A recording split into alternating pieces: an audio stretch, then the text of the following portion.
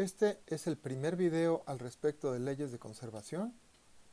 El tema principal es la conservación de masa y en el camino se discute un poquito el concepto de flujo y en particular el concepto de densidad de flujo de masa.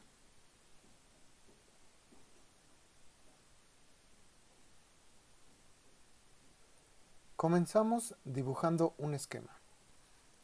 Tenemos tres ejes. Estos ejes corresponden a la configuración de referencia. Y lo primero que vamos a poner aquí es un pequeño volumen, por ejemplo un cubo, que en este caso vamos a denotar con una V mayúscula. Ahora vamos a copiar este esquema para que quede muy claro que ese volumen está fijo. Este otro esquema corresponde a la configuración deformada y este volumen, que está exactamente en la misma posición que este de acá, en este caso lo vamos a llamar V minúscula 0.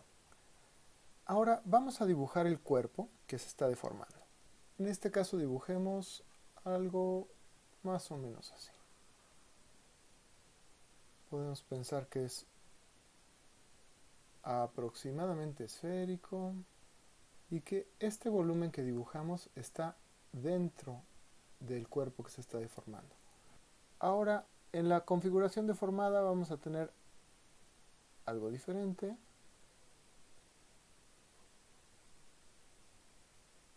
Que también contiene a este cubo que estamos denotando como V0. Además, dibujemos otro elemento de volumen que está por aquí, no necesariamente con sus lados rectos, y este va a ser el volumen V. Desde luego, estamos pensando que este es un tiempo de referencia, al cual llamamos 0, y este es un tiempo T1 mayor que 0. Estos volúmenes cumplen con las siguientes propiedades. Si tenemos un X mayúscula que está contenido en el cubo original V, entonces los puntos correspondientes a través del mapeo para todo tiempo T van a estar contenidos en el volumen V. Esto quiere decir que este volumen V es un volumen que originalmente estaba aquí y se desplazó junto con el cuerpo y ahora está en esta posición de acá. Por otra parte, la condición que va a cumplir este V0 que está aquí es que si un cierto punto X estaba contenido en V mayúscula, recordemos que este espacio deformado coincide con el espacio de referencia al tiempo 0, entonces ese punto estará contenido en el volumen V0 para todo tiempo. Y esta condición de acá también es para todo tiempo. Entonces, esta condición nos indica que el volumen V0 siempre está en la misma posición, independientemente de la deformación del cuerpo. Ahora nos podemos preguntar cuál es la masa dentro de estos volúmenes. Por ejemplo, la masa dentro de este volumen de aquí la puedo expresar como la integral de la densidad, entendida como una función de las coordenadas minúsculas, evaluada en el tiempo 0 con respecto a estas coordenadas y desde luego evaluada en este volumen. La integral sobre este cubo, V0 minúscula, la puedo ver como la integral, desde luego sobre V0 minúscula, de la densidad como una función de las coordenadas minúsculas evaluada en un cierto tiempo t diferente de 0 con respecto a estas coordenadas minúsculas. Desde luego, esta integral y esta integral no tienen por qué tener valores iguales, dado que en este caso estamos evaluando la densidad en el tiempo 0 y en este caso estamos evaluando la densidad en un tiempo diferente de 0. En este momento, dentro de este cubo puede haber una cierta cantidad de masa y en este momento puede haber más o puede haber menos masa dentro de este volumen V0. También para la masa sobre este volumen V minúscula, podemos evaluarla, por ejemplo, en el tiempo 0 y esto desde luego coincide con esta integral de acá porque en el tiempo cero este volumen v minúscula está exactamente en la misma posición que este volumen v mayúscula. Y la otra integral que podemos hacer es la integral de ρ, densidad de masa, en un tiempo diferente de cero con respecto a las coordenadas minúsculas sobre este volumen v minúscula, que sería la masa dentro de este volumen azul, que no necesariamente es un cubo. Llamemos a esta de aquí m fija al tiempo t igual a 0. Llamemos esta m fija a un tiempo t. A esta la llamamos m, nada más, en un tiempo igual t igual a 0. Y a esta la llamamos m en un tiempo t. Entonces, teniendo estas cantidades, puedo preguntarme cuál es la derivada de estas magnitudes con respecto al tiempo.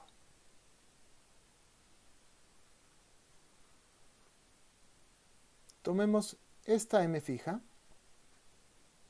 y derivemos con respecto al tiempo.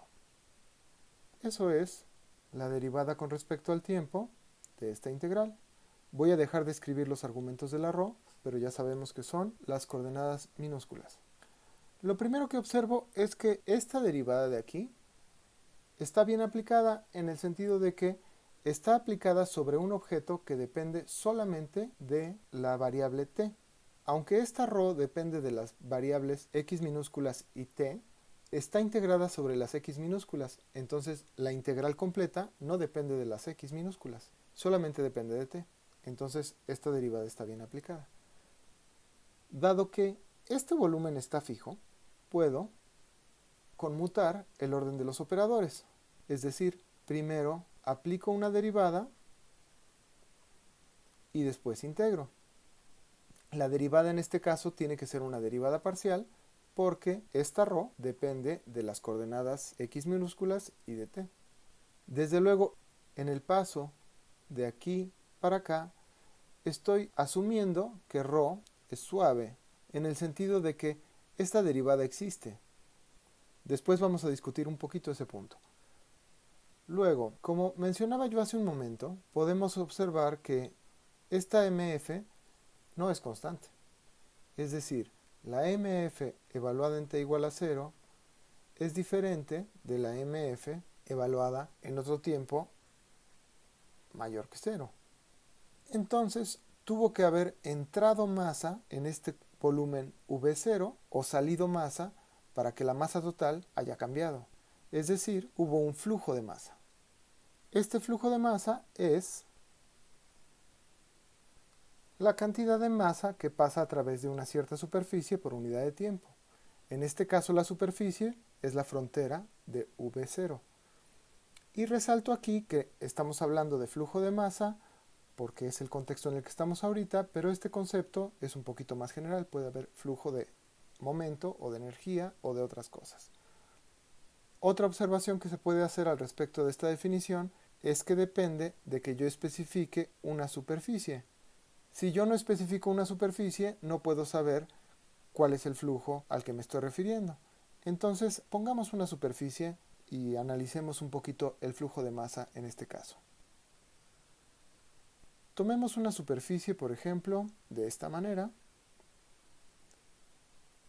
una de las caras del cubo, y llamemos a esta superficie dA.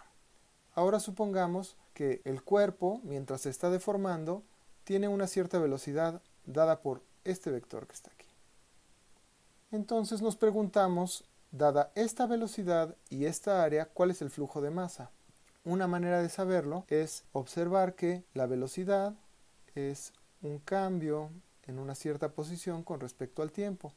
Esta expresión que está aquí la podemos escribir, quizá abusando un poquito de la notación, como una diferencial de longitud que es igual a una velocidad por una diferencial de tiempo. Es decir, cuando tenemos en una cierta región una velocidad que es aproximadamente constante, entonces para un tiempo pequeño tendremos un desplazamiento dado por este producto de la velocidad por el tiempo. Dibujemos aquí un vector correspondiente a este pequeño desplazamiento. Desde luego apunta en la misma dirección que la velocidad. Entonces aprovechemos este dibujito para hacer otro dibujito. Pensemos en una pequeña porción de masa que está en una posición tal que luego de este desplazamiento llega exactamente a esta esquina.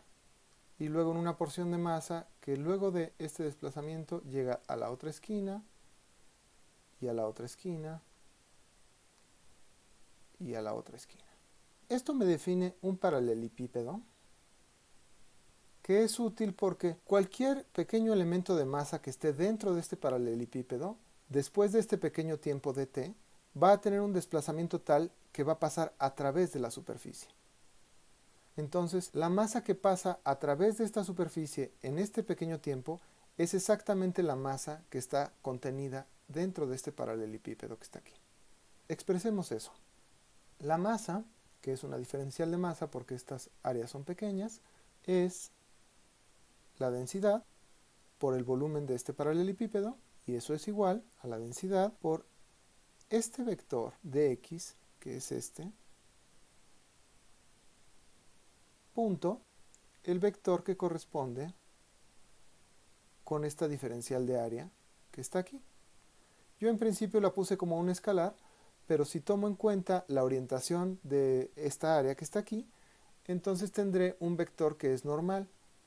Se puede ver que, incluso en este dibujo un poquito chueco, un vector normal no necesariamente tiene que ser paralelo a la velocidad. Y ese ángulo entre el vector velocidad, o en este caso el vector desplazamiento, y el vector correspondiente al área, va a ser un paralelepípedo más grande o más pequeño. Si son paralelos, será un paralelepípedo más grande, y si son oblicuos, con un ángulo muy grande, pues tendrá un volumen menor este paralelepípedo. Ahora escribamos esta diferencial de longitud como esto que tenemos aquí. Y busquemos el flujo. Va a ser también una diferencial de flujo porque estamos pensando en un área pequeña y en un tiempo pequeño. Esto va a ser igual a la cantidad de masa que pasó a través de la superficie dividido entre el tiempo que le tomó pasar.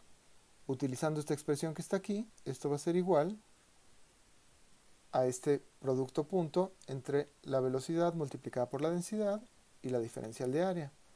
Si ahora yo pienso en una superficie que está compuesta de muchas diferenciales de área como esta, tengo un flujo total que es igual a la integral de este flujo sobre toda la superficie.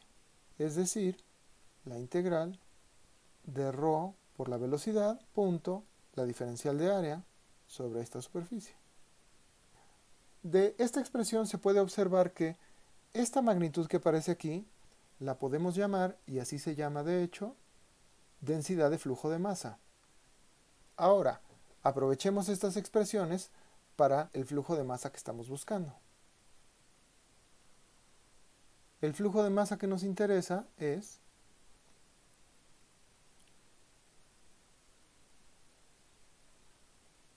el flujo de masa a través de la frontera de este volumen B0. Antes de compararlo con esto, hagamos una pequeña observación. Por convención se toma esta diferencial de área apuntando hacia afuera de una superficie cerrada. Entonces, cuando la velocidad apunta también hacia afuera, la masa sale, y eso quiere decir que esta derivada es negativa. Entonces, utilizamos un signo, y lo que quiere decir es, hay un cambio en la masa que está dentro de este volumen fijo. ¿Cuánto cambia esta masa por unidad de tiempo? Pues es la misma cantidad que sale a través de la superficie por unidad de tiempo, que es esta integral que acabamos de discutir hace un momento. Entonces yo vuelvo a escribir esta parte como la teníamos arriba.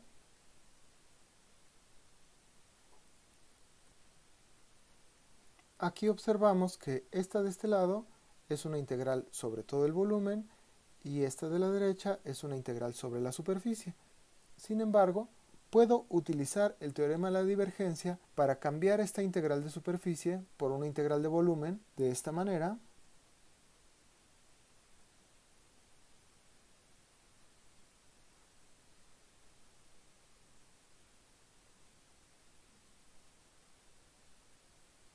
y observo que este cambio es solamente posible cuando la ρ es suave y la v es suave también, en el sentido de que estas derivadas correspondientes a la divergencia tienen que existir.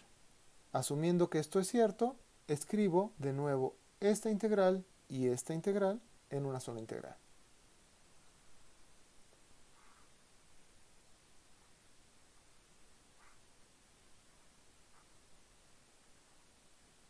Ahora observo que este desarrollo que hice para llegar hasta aquí no tiene ninguna restricción especial en cuanto al volumen que yo haya escogido.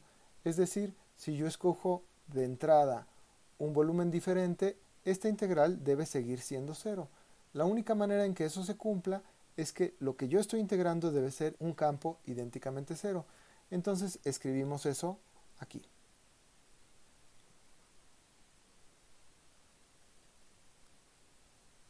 Esta ecuación se le conoce como ecuación de continuidad.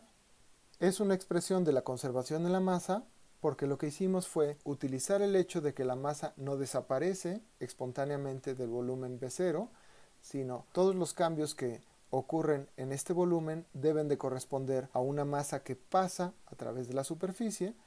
Entonces, en ese sentido, estamos utilizando la conservación de la masa y a esta ecuación se le puede decir también ecuación de conservación de masa. Antes de pasar a un punto ligeramente diferente, quisiera señalar que en algunos textos se puede encontrar esta ecuación escrita de una manera diferente.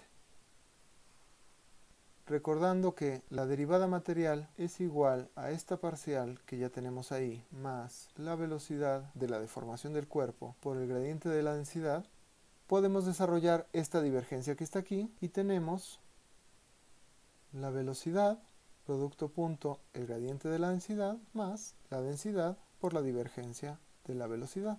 Y esto es igual a cero porque es esta ecuación que está aquí. Este desarrollo se puede verificar utilizando las expresiones de notación de índice y sale muy fácilmente.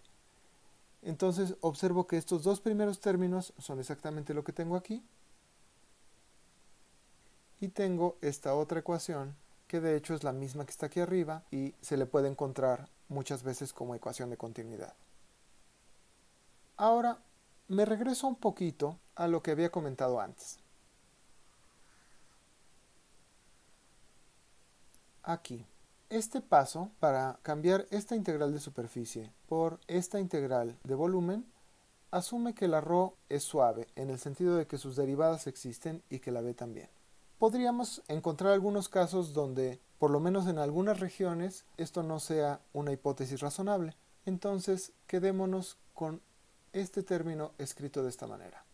Y el otro punto donde hicimos una hipótesis semejante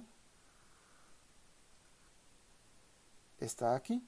En este paso de aquí para acá, utilizamos la hipótesis de que ρ es suave en el sentido de que es derivable. Entonces quedemos otra vez con esta expresión de acá. Y escribamos la expresión correspondiente al cambio de la masa dentro de este volumen B0, pero con estos dos términos.